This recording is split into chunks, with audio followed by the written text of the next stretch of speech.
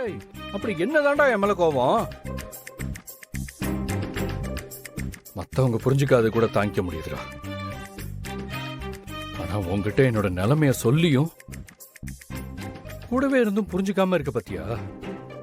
அதான்டா ரொம்ப கஷ்டமா இருக்கு. ஏய், அன்னைக்கு என்னோட நிலைமை அப்படி ஆயிப்போச்சுடா. என்னால எதுவுமே சொல்ல முடியலடா. இங்க பாரு, அன்னைக்கு நடந்ததை விடுறா. உன்னால எதுவுமே பண்ண முடியலன்னு வச்சுக்குவோம், அதையும் நான் ஏத்துக்கிறேன். ஆனா அந்த சிஸ்டரோட அப்பாவுக்கு ஆக்சிடென்ட் ஆனப்போ நீ அவரை ஹாஸ்பிட்டல் கொண்டு போய் சேர்த்திருக்க. ஏன்னா அதுக்கு ஒரு தேங்க்ஸ் சொல்றதுக்கான சிஸ்டர் ஃபோன் பண்ணிருக்காங்க. உனக்கு பிடிக்கலன்னா விட வேண்டியதானே? அதை விட இப்படி திட்டி மெசேஜ் அனுப்பிச்சிருக்க. டேய், அதான் என்னால புரிஞ்சுக்கவே முடியல. இந்த அளவு கல்லஞ்சக்காரன் எப்படா மாறின? அப்படி என்ன சிஸ்டம் உனக்கு கோவம்?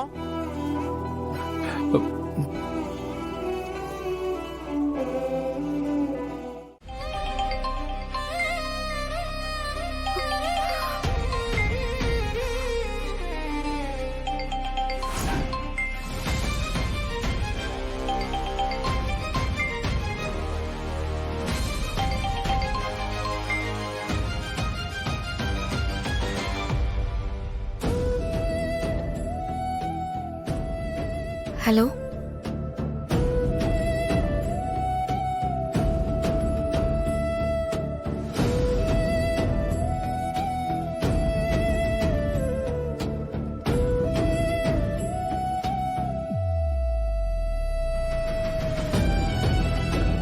ஹலோ.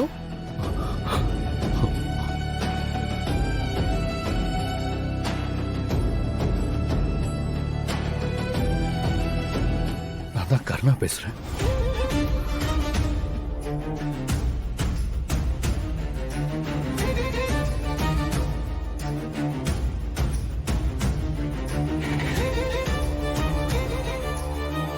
எப்படி இருக்கு? ஏய், நீ என் மேல கோவமா இருக்கன்னு எனக்கு தெரியும். நான் அன்னைக்கு பண்ணது பெரிய தப்பு தான். நான் ஃபோன் பண்ணா நீ எடுப்பியோ இல்லையோன்னு சந்தேகத்துல தான் ஃபோன் பண்ணேன். இப்ப கூட பாண்டி என்னோட போன்ல இருந்து மெசேஜ் வந்ததா சொன்னான். சத்தியமா நான் உனக்கு எந்த மெசேஜும் அனுப்பல. அதே மாதிரி நீ எனக்கு ஃபோன் பண்ணது எனக்கு தெரியவே தெரியாது.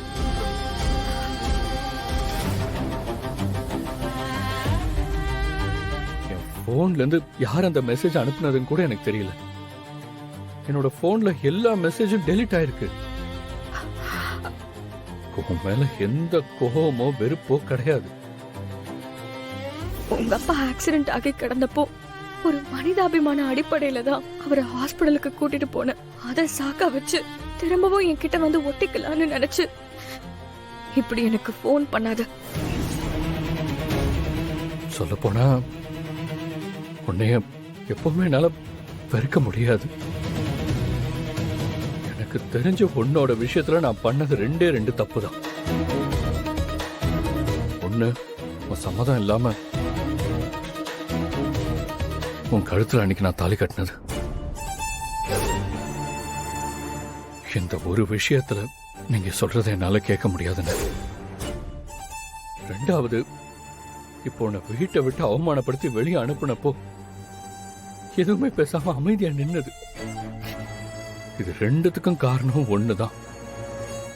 அத சொன்னதும் உனக்கு கோபம் வரலாம். என்னடா அவன் திரும்ப திரும்ப அதையே சொல்றானேன்னு. இது சரியா தப்பான்னு என்கிட்ட கேட்டா கூட எனக்கு என்ன சொல்றதுன்னு தெரியல. ஆனா என்ன மாதிரி யாருமே இல்லாத ஒருத்தனை ஆதரவு கொடுத்து கூடவே வச்சு ஆளாக்குனது என் அண்ணனுங்க தான். நான் இன்னைக்கு உன் முன்னாடி நிக்கிறேன்னா அது காரணமே அவங்க தான். இதெல்லாம் சொல்லி நான் இதை நியாயப்படுத்த விரும்பல. அன்னைக்கு உனக்கு நடந்தது எவ்வளவு பெரிய கொடுமைன்னு எனக்கு தெரியுது. ஆனா இப்ப வரைக்கும் என்னால அந்த நேரத்துல உன் பக்கத்துல நிக்க முடியலையே. அதை நினைச்சுதான் வருத்தப்பட்டு இருக்கேன். இந்தோ, நீ என் பக்கத்துல இருந்தப்போ உன் அருமை எனக்கு தெரியல. ஆனா நீ போனதுக்கு அப்புறம் ஒவ்வொரு நிமிஷமும் நான் படுற அவஸ்தை எனக்கு மட்டும்தான் தெரியும்.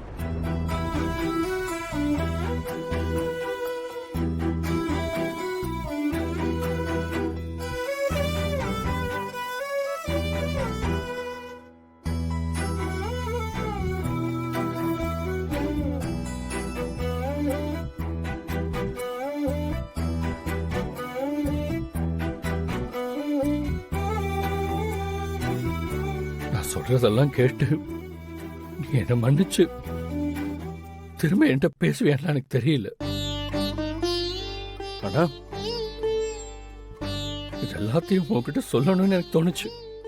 அதான் நான் ஃபோன் பண்ணேன். நான் சொல்ல வேண்டியதெல்லாம் சொல்லிட்டேன். ஆனா இத நம்புறதும் நம்பாம போறதும் உன் விருப்பம்தான். திரும்பவும் சொல்றேன், நான் அந்த மெசேஜ் அனுப்பல. இந்தோ இதுக்கப்புறமா என்கிட்ட பேசுவியா?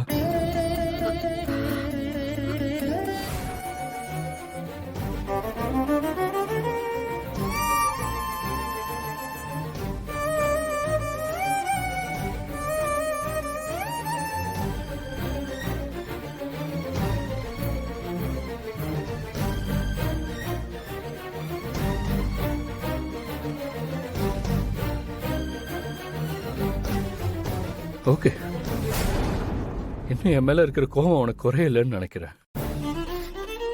நீ சொல்ற மாதிரி நான் ஒரு அடியாள் தானே.